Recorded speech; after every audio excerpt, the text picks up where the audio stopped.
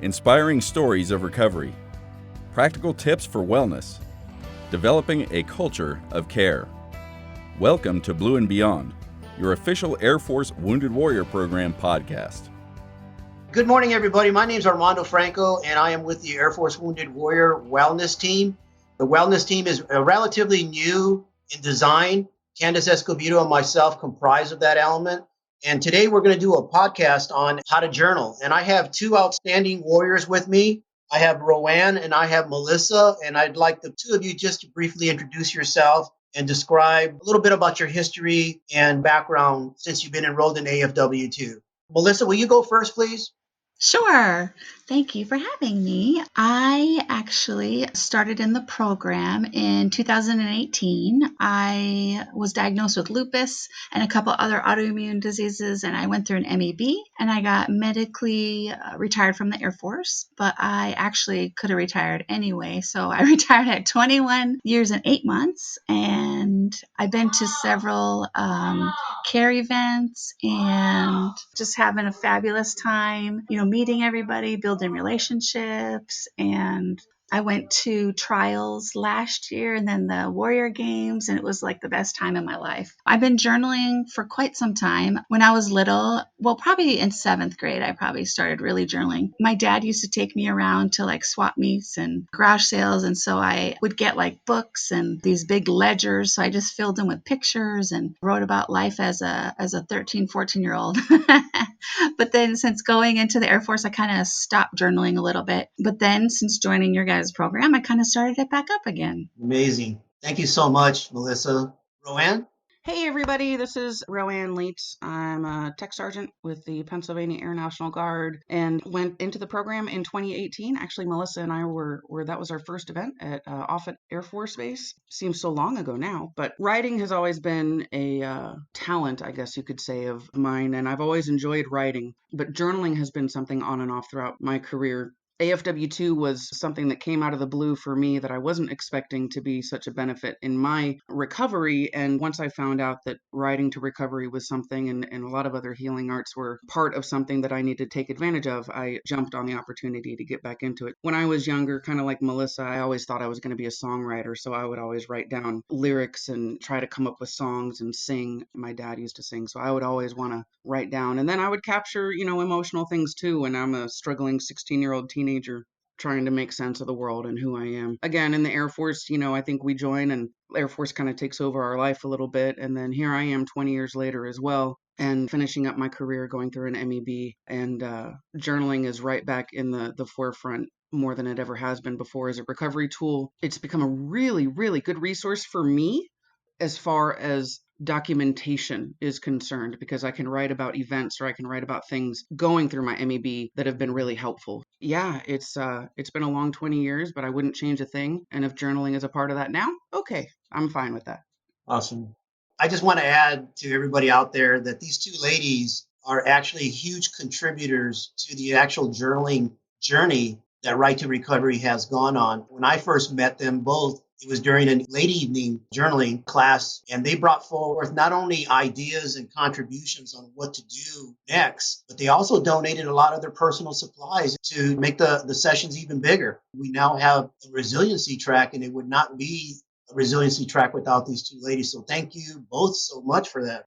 And moving forward, we're in a pretty challenging time right now. The climate, the different types of words that are being used out there, they've asked us to socially distance ourselves from people. In reality, I feel like they meant physically distancing ourselves.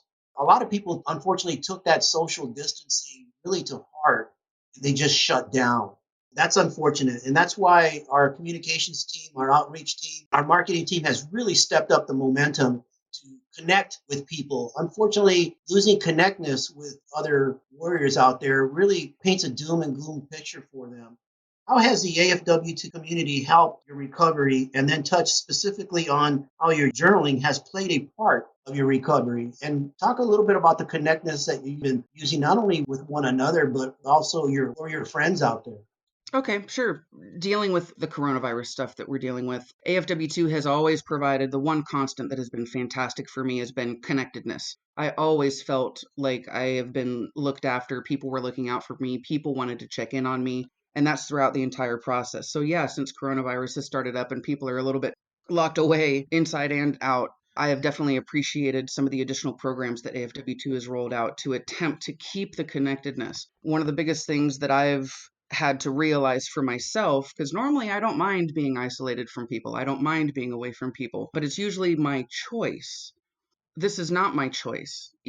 I was self-isolating, social isolating, as well as social distancing. And it was really taking a toll on me as far as feeling alone and feeling isolated. And, because it's just me and my dog in my house. So I don't have the other family members to lean on either. So it felt very, very lonely. And then every once in a while, I'd get a text from one of my team leads from an AFW2 care event, or a message on Facebook for an upcoming journaling class or healing arts demo. And I was like, wow, this is stuff I haven't seen before, or maybe I just wasn't paying attention. But I realized that I needed to make a change at the beginning of this kind of social distancing impact.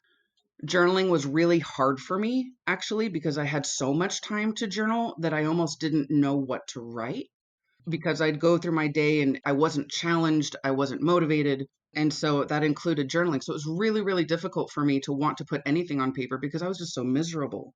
But there would be events, or there would be quotes that I would hear throughout the day or see on Facebook. And those little pieces of light would be things that I would jot down. I wouldn't be writing as much as I normally would, but those little things kept me going. And one of the things that really hit me, that got me kind of out of that initial funk with the social isolation, was a quote that I saw a few weeks ago that said, during a time of crisis, if you have a skill that you can contribute, you have a responsibility to use it. And that immediately got me in the mindset. And that was right when we're talking about masks for the whole country, and people should wear masks. And I'm like, oh my gosh, I can sew. Having that sense of purpose again and having the ability to contribute, it's been so fulfilling. And I've been finding I'm writing more because I have more positive things to write about. And I don't know if you guys have the same challenge when things are bad versus good, as far as how easy it is to write and get things out. Sometimes if I'm super, super angry, I just got to get it on the paper and let it go. But AFW2 has been helpful in providing those little nuggets of positivity, whether it's personal or a post, but it's definitely been a welcome sight, and it's helped me in getting me through this coronavirus social distancing and not social isolating in the process. I really like that piece in there, Roann, where you talk about it's always been your choice not to socialize, and now the choice has been taken away from you. I feel a lot of people are going to resonate with that. I'm gonna be giving so many hugs when this is all over. Like, I am so hug deprived right now. Yeah, I wonder how that's going to go. I wonder what the reaction of a lot of people are going to be on that. I'll be wearing a mask and gloves. There you go, a chemical suit. Well, how about you, Melissa? How has journaling helped you through this challenging time? I think this time of social distancing for me was more like actual like physical distancing. For me, it helped me actually. I was just talking to my son who's 11, and we were in the car picking up some groceries and just had a talk. I said, well, how do you think, how do you feel this has kind of benefited our family or not? And he said, Mom, I think this time is to really get to know yourself. And I was like, that is totally true. So I've used this time personally to reflect, redo my goals. And also, I'm journaling about every day. Like, this is what I did every day, because I can look back, on Friday and be like, oh my goodness, I just wasted this whole week. But then I can look back on my journal and say, no, look, I baked this stuff. I cooked this stuff. I did the kids' school. This is what we did. It helps me really have confidence in myself that I'm not wasting this time, because my thing is I don't want to waste this time. It's cherished time for me also to be with my kids and just to get to know them better. Even Belle, my dog, she is so used to going out every day, blah, blah, blah, doing this. And I mean, this sounds kind of silly, but we've actually become a whole lot closer just spending the time, like playing. And even I actually am catching up on my scrapbooking, which is kind of another, journaling format to me. And we even had like a scrapbooking day where not the kids, did scrapbooking, but that we all sat down. We actually looked over my old scrapbooks that I've made, and it was so much fun because the kids are like, oh, Mom, look. Oh, look, you wrote about this. Mom, why did you write about this? Why did you say this in this page? It was really neat to just kind of talk about that and kind of not relive, but just have good memories and, well, yeah, like relive the moments that were really, really good and some that were not really, really good and kind of talk about those and why they weren't good. But it's really helped me feel also connected in a way because I like Facebook. I like the electronic stuff kind of, but I kind of been a little bit away from it. And that has been really good too. So, but when I go on Facebook and go on the AFW2 pages, it actually, I felt really connected and I saw everybody on there and it was really fun to see like all their comments. And yeah, I really enjoy what AFW2 is doing, in the past too, but now especially being really connected through Facebook. You struck so many nerves when you said that. Thinking about what Roann said about the skill and the social responsibility you have exercise that. I'm thinking about what you're talking about too, Melissa, about just spending quality time with the family and doing things that you normally wouldn't do. And I'm going to put this out there, guys. I've been watching Little House on the Prairie with my wife.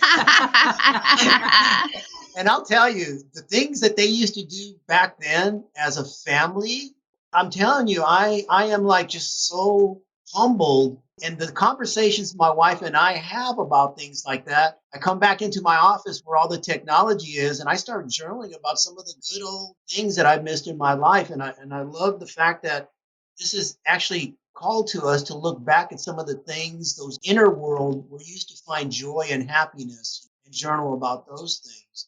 I'm telling you guys, hey, 3 weeks into the first time ever having a Facebook page, and it goes back to that social responsibility that Roann talked about. Yeah, how do I talk to Melissa and Roann and Dan and other people out there that contributed so much to this program and to so many people out there?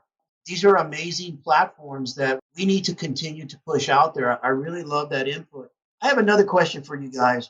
Journaling can help you make sense of the world, what's going on in it, and it's hugely increased your self awareness. Has that been the case for the two of you? And I think both of you kind of hinted a little bit about that.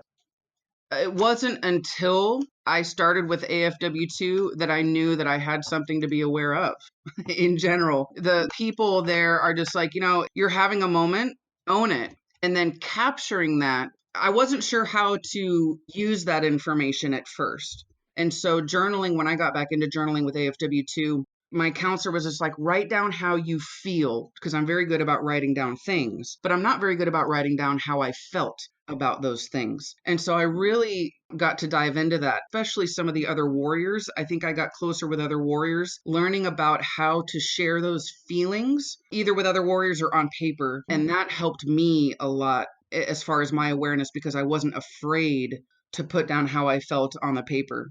And I think that helped start the confidence for me to be okay with how I felt, and that the feeling is not necessarily fact, and learning to differentiate the two. I think putting things down on paper helped me differentiate between the two, because the body has physiological responses, at least with PTSD. Even though they might be irrational, your body's still going to have a reaction, or you might still have an emotion, when you go to the grocery store or when you go to social places or things like that. But at the same time, writing has helped me become more aware of, all right, I am feeling this, but is that actually what's happening? And in conjunction with my counselors and stuff, we've been able to really use my journaling to help me identify and be more aware of which is which, so that I can go into a situation or go into a scenario with more confidence.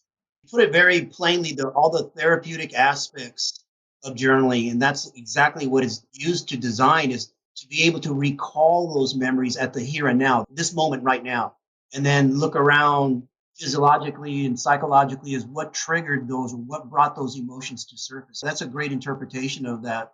Let me ask you the same question, Melissa. Has journaling assisted you in your self-awareness? Oh, yes, 10 times, tenfold. A lot of people just think, oh, you're all smiles and giggles and ha ha ha. And I think journaling, I can get down to the nitty gritty. I can get down to what upsets me. And it's not all happy. Most of it is, 99% of it is. But it made me really aware of that if you take those feelings and you write about them and you examine them, then you know where they come from, then maybe some behaviors it's within my control to change. And I know for one example is that I get really sad and kind of depressed when I have really bad lupus days, because I have to like be on the couch and I can't really do anything and I'm just really sick and I can't really play with my boys or do anything. But the one thing that I can do is journal. And that has saved me from so many more lingering feelings of sadness, because then I can actually do something. I can journal, I can put down my feelings, and then to look back at that and on a good day and be like, wow, that was a really tough day. How did I deal with that? And it has really helped me dealing with the lupus and just all of its craziness. And yeah, it's self-awareness is really important. We talk about that in the class a lot, in the Right to Recovery classes. When we give them the exercises and they do that 5 or 10 minute exercise, is what are you feeling right now? And a lot of them will respond, I'm not in pain. I'm not sad. I'm not depressed. And that's one of the healing qualities that journaling has, is no matter what's going on around you, you start thinking about those things. You're only using one side of the brain, one hemisphere of the brain. But when you start journaling them, you're actually using both sides of the brain and you're processing it and you're crystallizing those thoughts, emotions, and feelings on a piece of paper. Then something else happens. It's like, okay, what was I thinking about? But you go back to your journal. Oh, there it was. And I love what you just said, Melissa, about when you have your lupus days and all of a sudden you're journaling about them, but you may have figured out a way to overcome some of that anxiety or some of that sadness. And that's the whole thing about journaling. Who am I? The inner world. And that's exactly what we're talking about right now, is discovering who you are and looking inside for all this strength and courage and wisdom and resiliency. Journaling is a solo activity, and pretty much with the physical distancing right now, it increases our time. What are some other activities that you feel? And I know you talked about the sewing, Ryan. I thought that was awesome. What are some other activities that you feel that you could communicate out there that besides journaling, what they can do to really keep themselves occupied, but maybe show somebody else what to do out there? And we'll lead with you this time first, Melissa. I think that people really have to maybe look at what they like to do. I think with electronics and appointments and classes, and you're so busy every day, and people don't really get a chance to slow down and be like, okay, I really like baking. I really like to sew, or I really like to do these certain things. When you take those certain things and then apply them, if you like cooking, you could maybe, if you have an elderly neighbor, make them dinner and maybe put it in a bag and leave it on their doorstep and leave it with a little note that, here, I cooked you some. Or, I think the key is when you help someone else, you actually help yourself more. When you help someone else too. I think, like I said, when we're so used to doing electronics and being busy, we don't actually get to know ourselves or even know how to help other people. So this time I think is absolutely spectacular to get to know yourself, and then what talents you have, get those hashed out, and then how you can help other people. That sense of giving without receiving, that term altruism, it is such a huge piece of ourselves, about personal growth. Just give something to somebody and don't expect anything back. I think we often forget that trait that we have. Going back to the Little House on the Prairie, that reminds me so much of it. I saw the first senior citizen home being built because one of the characters went to visit his old friend and he passed away. And I was just like so stunned by that. I'm like, you know what? I think I'm going to knock on my neighbor's door, take a few steps back and just say, hey, good morning, friend. The selflessness of it. Go ahead, Roann. I have a wonderful neighborhood. And one of the things I believe that doing things for others has helped me a lot. I mean, that's one of the reasons why I'm doing these masks, because it makes me feel good. But at the same time, there's a family around the corner from me that knows I'm alone here, and they have 6 kids of all ages. And they love Bubba, and they call me Auntie Ro, and they provide me so much joy whenever I'm able to spend time with them. And at every AFW2 event, Colonel Flatten talks about trying something new. And that's one of the things that I've kind of encouraged a lot of people to do during this time when they're stuck with themselves or stuck with their family. And I taught pour painting to their kids, and we all went down to the basement, social distancing etiquette enforced, and we did a pour painting together. I took my kites over there and we flew a kite because it was a very windy day in Pennsylvania, which is rare. We got together, and just spending that quality time with people was huge for me. In the journaling aspect, though, you make connections with people at the care events. And whether you're in the forefront or the background, you never know the impact that you're going to have on somebody else. And I never thought that my love of journaling would impact other warriors. And I think one of the most fulfilling things for me during the COVID-19 kind of lockdown, and even prior to that, is that warriors have been reaching out to me like, hey, what are you journaling about? I don't know how to feel about this. How do you suggest I write about it? Or, hey, I made a new journal today, and they send a picture to me. And it makes me feel so good that they choose me, number one, to share that with, but that they're continuing something that maybe you and the rest of the Healing Arts team and care team put together to give them an option. So it makes me feel good as a mentor, as an AFW2 mentor, to be able to use journaling as a good tool for people. But it's been very fulfilling to be able to have people come back, whether they have questions about, hey, do you recommend a journal for this and that? And I actually have 2 journals with me really quickly. My oldest sister sent me a journal for my birthday, which was December 31st. So I've had it. It's by Jenny Lawson, and it's called You Are Here. And it's called An Owner's Manual for Dangerous Minds. And it's so amazing, some of the stuff that she has here, because there's pictures. It's not just about writing.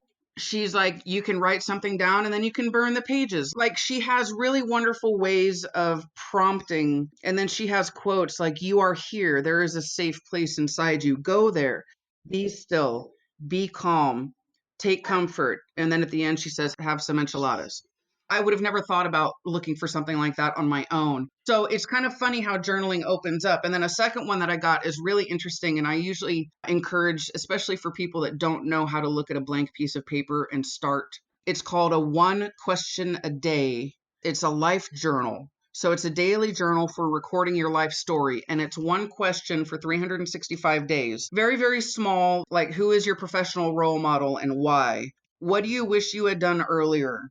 What kind of technology do you wish existed or didn't exist when you were younger? Explain why. So it takes some different things about who you are, and then basically it puts your life in a 365-day snapshot. I know that's kind of an extension of your question there, Armando, but it's been a great thing to have people writing. Doesn't seem like something you can do for somebody else, but it does so much because it heals us in a lot of ways and gets things out on paper so that we can help other people maybe without carrying resentment, without carrying anger, because we get those things out on the paper too. So you never know where it's going to take you. I think this is perfect. And the 2 of you have been around long enough, and you always represent when there's a class. No matter how many times the 2 of you have received instructions on journaling, the 2 of you are always there. And you pretty much become legendary in the community. And the community looks at you and they say, well, Armando's being paid to teach this. Does he really journal? How does he feel about it? But when the 2 of you talk about it with a different passion and compassion and the healing effects. And you talk about your illnesses, your injuries, your deployments, and things like that. And they look at you with a whole different sense as they would look at somebody facilitating it. So I think that's why people continue to reach out to you. But the 2 of you just talked about is an excellent segue into the next question is, what would be your advice to somebody who's never journaled before? You're on it right there, Roann, when you were talking about the different books, because I'll tell you something, free writing, what a lot of the therapists ask people to do, is the most difficult because you're looking at a blank piece of paper and the prompts, the emojis, the questions asked, that's the easier way to get into it. You're on a roll right there, Roann. Let me ask you that question. What advice would you give to somebody who's never picked up a pen and looked at a notebook? I think the easiest thing is not to get so deep into it right away. Kind of like what Melissa was talking about earlier. Just start with what you did today. And if that's all you write about for the first 3, 4, 5, 10 weeks, That's absolutely fine. But capture that day. That's simple. That's objective. You don't have to put any emotion into it, because I think that's what gets people like, what am I supposed to pour my heart out on the paper? Like, what do you mean? How do I feel about this? I don't even know how I feel about it. How can I write about it? But getting them used to putting pen to paper, I think, is the first challenge. It's about getting into that habit of writing something down. Even if I'm angry or upset or sad or super happy, it's a baseline that you can start from. So I would recommend for new folks to start simply with, who did you have interactions with? What time did you get up? What did you have for breakfast? Simple stuff. And then you can be as detailed as you want. And then you can get into the micro details. How did it taste? Was the sun shining outside today? Did you hear anything? And there are different journals that can prompt you for that type of stuff too. And then you can start getting into, well, how did it taste? And then how did it make you feel, for example, for your breakfast? And then you can start adding things. And I think it's a good building block. Or go online and find journal prompts. And I think that helps people. And I know a lot of counselors and therapists out there have journaling prompts that can help you in regards to your specific treatment. If you're going through something like that. I mean, I've given my journal to my therapist, and it was one of the things that I was scared to do, but I'm so glad I did, because it made her aware of things that I wasn't willing to talk about to her face to face. But it had a huge impact on my therapy, because we were able to go places we hadn't gone before. We got over that hurdle of acknowledging it. But for new people, I would definitely recommend start simple, start brief, learn about putting the pen to paper, and then start adding descriptives, start adding details. And then when you get confident enough, you can start adding feelings. And don't feel bad if you skip a day or you skip 2 days. I had a time after the holidays where I didn't journal for 3 or 4 weeks. I was just like, nope, not interested, I'm tired, and we could give ourselves a million excuses, but that's okay. But I know that when it is time to write again, I'm probably going to be writing a lot because I haven't written in a while. So yeah, I would start simple and build from there. And that's such great advice, Roann, because I'm a big advocate about the number one rule in journaling is there are no rules. And what you just explained to a newcomer, wow, I thought I had to do this every single day. I thought this is, you set the playing field on this one. You decide. And if you sit there and doodle for 5 minutes and you don't even put a word, I mean, that's okay too. Exactly. Spending that time, because I think journaling is a mindfulness exercise. It is. It really is. So even if you can take 2 minutes to sit down with a journal and do nothing but doodling, you're taking that 2 minutes away from whatever other chaos might be in your life to try to focus. So I think on any front, there's no wrong way to do it. Absolutely. I agree with you. That's some great advice. How about you, Melissa? What would be some advice that you would give a person, a first timer? Well, what I like to do if I'm trying to get like a friend or someone into journaling, I would suggest getting a notebook or just something that's kind of special to you, and maybe a cool pen or just a pen that you really like, because then you're kind of most like, oh, hey, I'm going to write with my cool pen. At least that's how I think.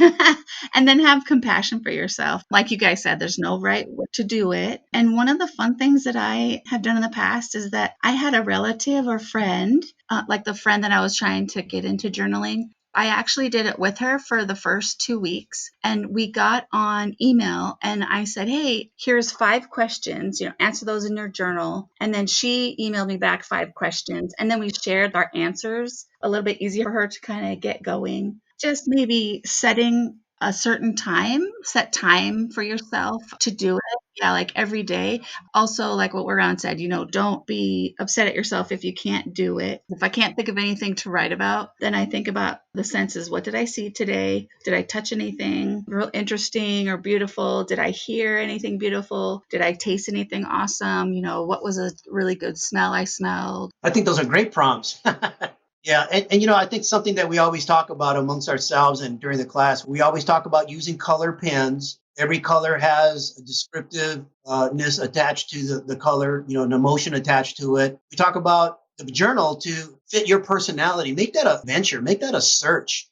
Find something that you like, whether it's hua, whether it's calming, whether it's soul searching. Just find something that represents you. Use emojis. I think emojis are a quick way to express how you feel, and maybe come back as a quick reference, and maybe come back later and visit. And I think that journal journey that the person takes with somebody like a mentor, like the two of you, is so, so important. How do I get started? What do I do? I think these are those coaching questions that leads to this podcast. This is why we're doing this, to make that connectedness and keep people socially engaged out there, because there's a lot of prompts there. There's a lot of ideas there. And I would ask the two of you, if you have those ideas, to post them on there and to share those out there with a lot of beginners, or just send me an email or a text and say, hey, Armando, what do you think about this? I have volumes of stuff, but this is stuff that Armando learned. I'll be touching in on the two of you for more advice. Hey, folks, this has been great. I mean, for me, I always learn so much from you, Melissa, and you, Roann. I just love talking to you guys personally. And, I feel so good that we're able to use a platform like this. And they even tapped into dinosaurs like Armando to move forward, And yeah, I just want to thank the two of you so much for this opportunity to share some ideas and some thoughts with our community out there. And I feel that this is going to be one of many opportunities that we get to go out there. Start your journal journey.